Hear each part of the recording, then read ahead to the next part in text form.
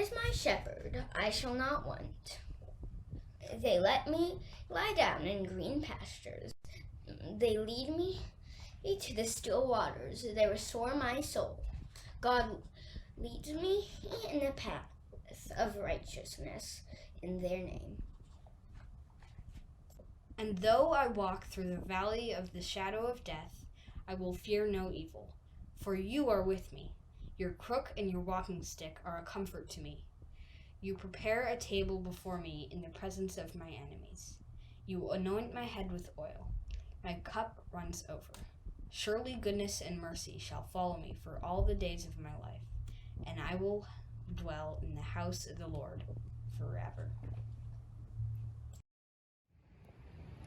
Today's Bible scripture comes from the book of Matthew, chapter 6, verses 5 through 8.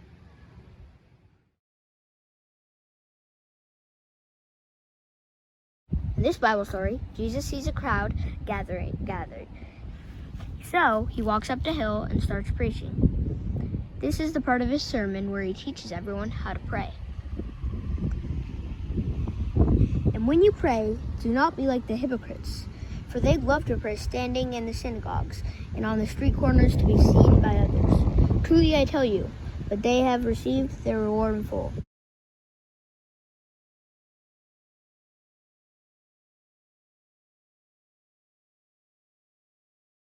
But when you pray, go into your room, close the door, and pray to your parent who is unseen. Then your parent, who sees what is done in secret, will reward you. And when you pray, do not keep on babbling like pagans, for they think they will be heard because of their many words. Do not be like them, for your parent knows what you need before you ask your parent. This week, as you can see, I have Sara with me. And Sara, do you want to introduce the conversation a little bit? Sure. I think by now we all know that there's this theme where Kelly reached out for the summer to share some of the sermon with current and past and possibly future moderators. And I early on chose the theme of becoming a congregation with self-awareness. And the reason I was drawn to this is personally, it's connected with me in terms of a number of ways I'm exploring my spirituality. My personal theme this year is a year of prayer. So I've been exploring different ways to pray and to bring prayer into my life. And for my vision for this year, which was room to move, I think that self-awareness is one of those key spiritual practices that allows you freedom from reactivity, freedom from repeated narratives that we tell ourselves, and an opportunity just to be more present. And when we are more present, we can, move through this world with a little bit more freedom, spiritually and intellectually and physically. So the readings I chose actually came to me in a moment of prayer when I was listening to a prayer app that I have. That's one of the things I found this year, was Psalm 23, which is one we all know. Classic. It's a classic for a reason. But I had already picked this theme, and I thought, what if Psalm 23 was a metaphor, not for the way the Lord is with us all the time, but how we accompany ourselves through this life, and how we develop our own self-awareness, our own inner observer, which I think is one of our holy gifts as humans and beings that go through this life as an embodied soul. The way in which we carry God within us. In some ways, we are God when we can observe ourselves.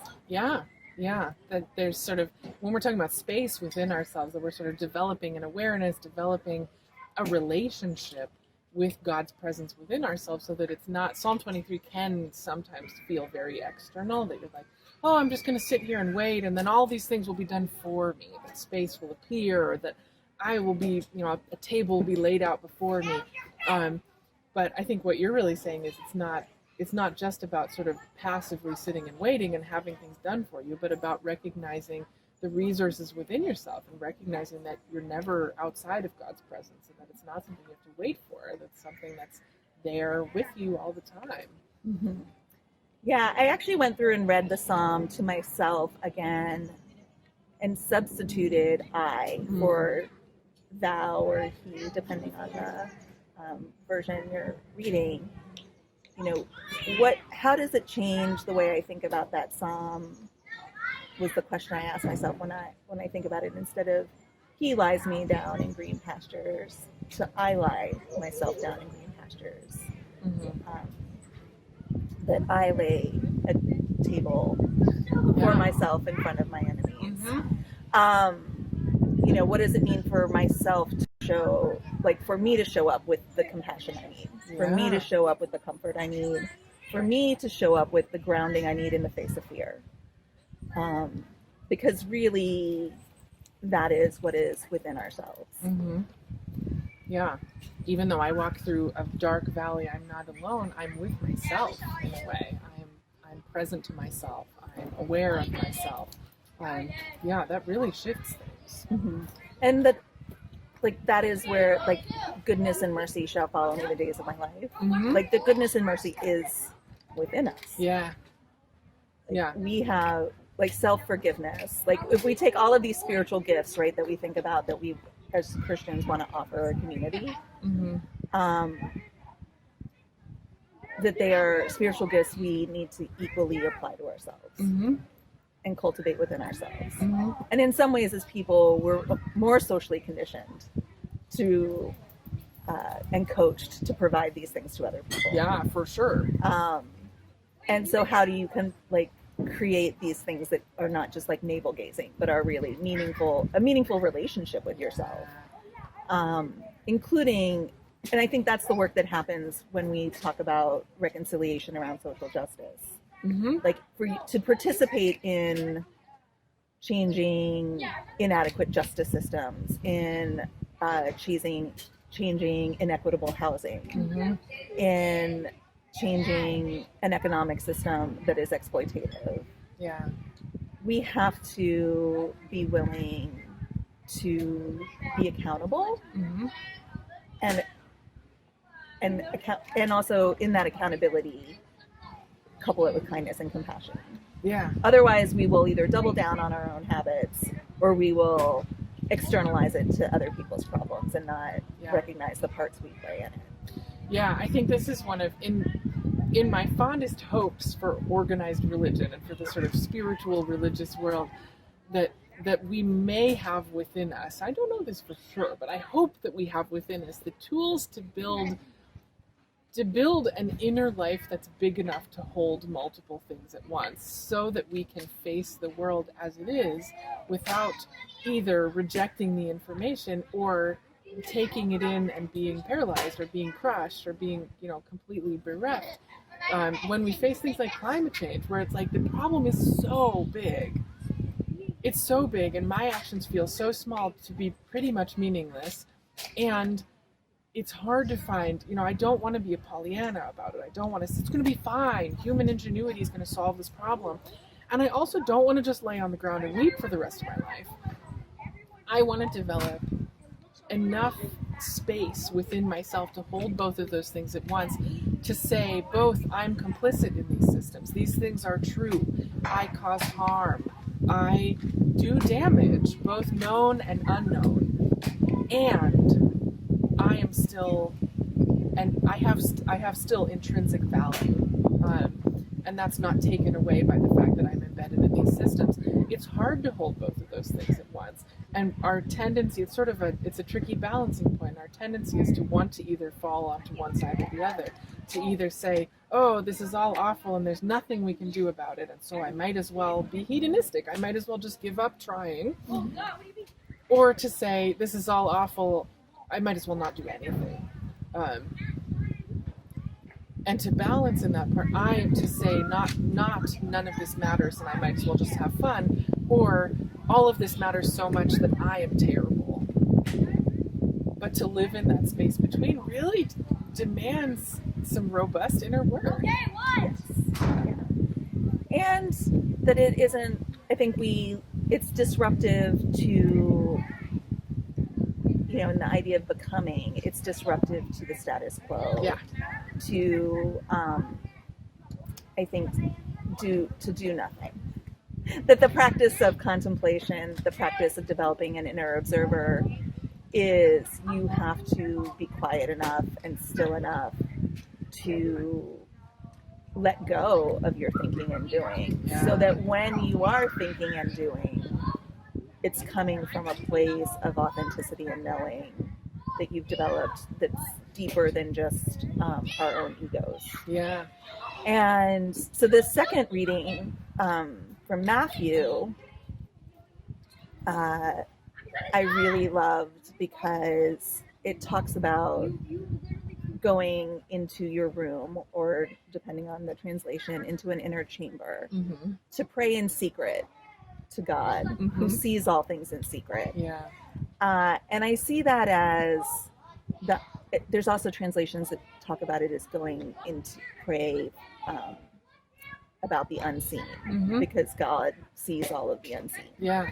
And in some ways, if I think about, I really love those, it's like two sentences, but I really love the idea of, number one, going into an inner chamber, which feels like my heart, right? Yeah. It feels like an imagery of going into your spiritual heart, your spiritual room inside of yourself.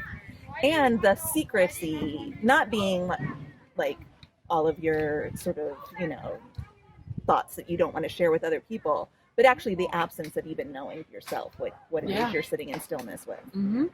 That these secrets are the unseen motivations within ourselves, the unseen sort of spiritual lessons that we can't know, that we can only feel. Yeah. In a lot of ways, like God's love, is sort of this unknowable thing because we don't know the source, right? I can sort of see the love between you, my sibling, and my family, and my community, and all of that. But God's love feels much more unknowable. Yeah. And so, like, the idea of Matthew instructing us to go into our inner chamber, to go into this silent, internal place that is not about thinking and doing and speaking, which is all of the opposite of that.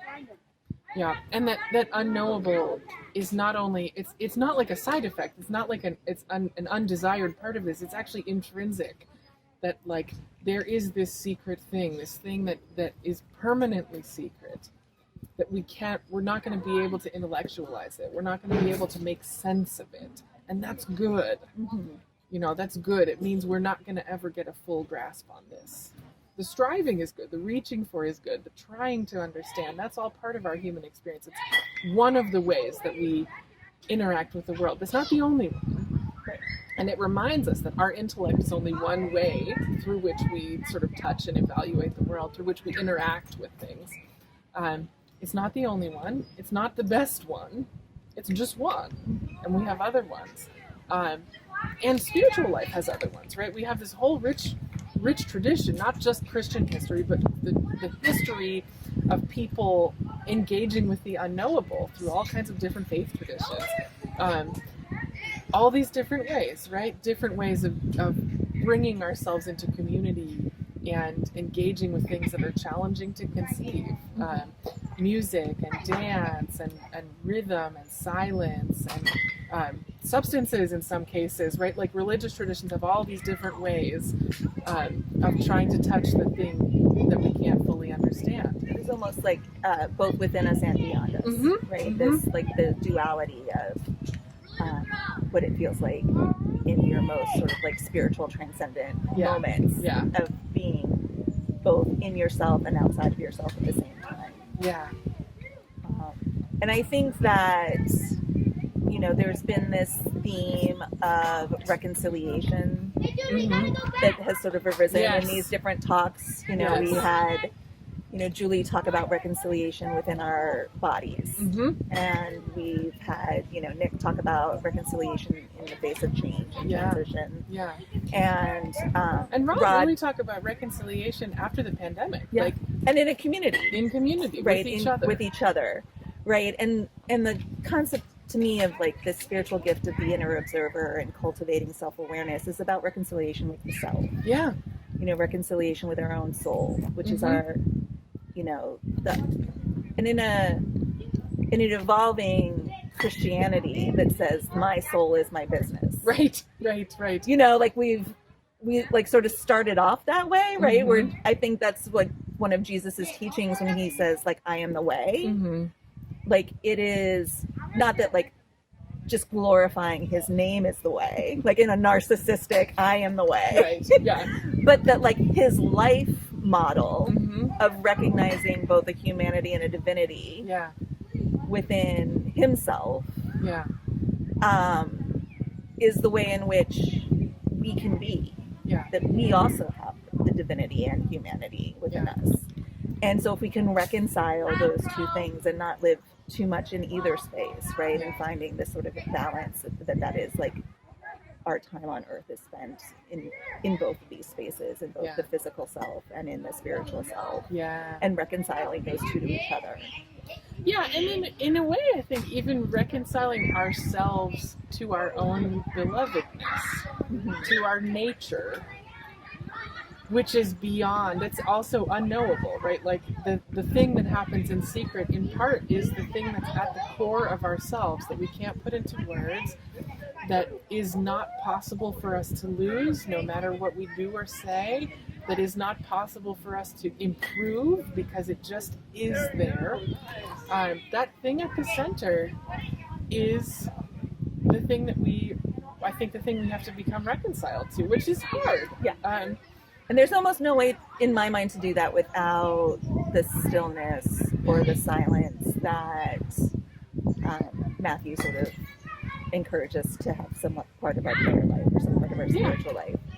In that, like literally by doing nothing, you cannot earn more love or lose love. Yeah. You have to sort of just find ways to be inside of that. Yeah.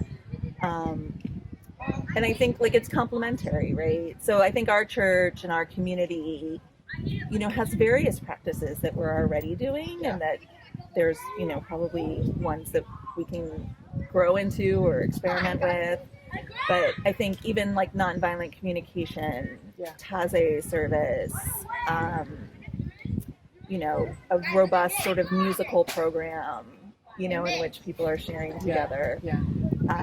All of these things are, in some of our leadership, we've done, you know, congregational leadership has, you know, spent some time talking about becoming a non-anxious present using family systems theories for healthy congregations. Yeah. When we did listening circles, right? Yeah. Part of that wasn't just sharing, part of that was like an intentional listening. Yeah. And I think intentional listening to each other requires also intentional listening to yourself. Yeah. You know, I think we might have maybe already touched on this, but the idea that these spiritual gifts that we offer to other people, like listening and compassion and love and forgiveness and mercy, are actually easier to offer to another person. Yeah. And that the spiritual work that we can be invited into is actually trying to cultivate that for ourselves. In which case we're not dependent on another person's spiritual work, you know, being offered to us, right? The idea in that psalm, right, of like that God is this external being who is, you know, shepherding, right? The, you know, like that a lot of that is shepherding imagery in that psalm, right? But I think in the New Testament, right, Jesus is saying you can be your own shepherd. Yeah. Right. This is how you can shepherd yourself. And so I just encourage people to maybe read that psalm again and replace God with yourself. And what would that lesson? What lessons are there? Yeah. What imagery is there? Yeah. Who are we becoming? And how are we learning to recognize ourselves? How are we learning to recognize God at the center of ourselves? And how are we learning to really give ourselves the time that it takes? How are we willing to take ourselves to lie down by still water and to give ourselves that time to be present to what is? Yeah. Right. And to know that our community offers us all kinds of opportunities to practice that. Yeah. Right. Even when we're in conflict over decisions we make. Yep. If we've cultivated self-awareness, that conflict can look different. Yeah. Right. We don't have to act out patterns. Yeah. Even when we suffer, hardship, like fires, right? Like if we've cultivated like our own self-awareness, we don't have to respond, in patterns of grief that, sort of lock us into painted corners. That we can have more freedom in the face of adversity when we support each other with these opportunities. The idea at the end of the psalm that says, that goodness and mercy shall follow me all the days of my life. If we recognize that goodness and mercy is what lies within us all the days of our lives, and just becoming more aware of that and practicing it both for ourselves and for others. What's promised in that psalm is our work. We have all of those things already.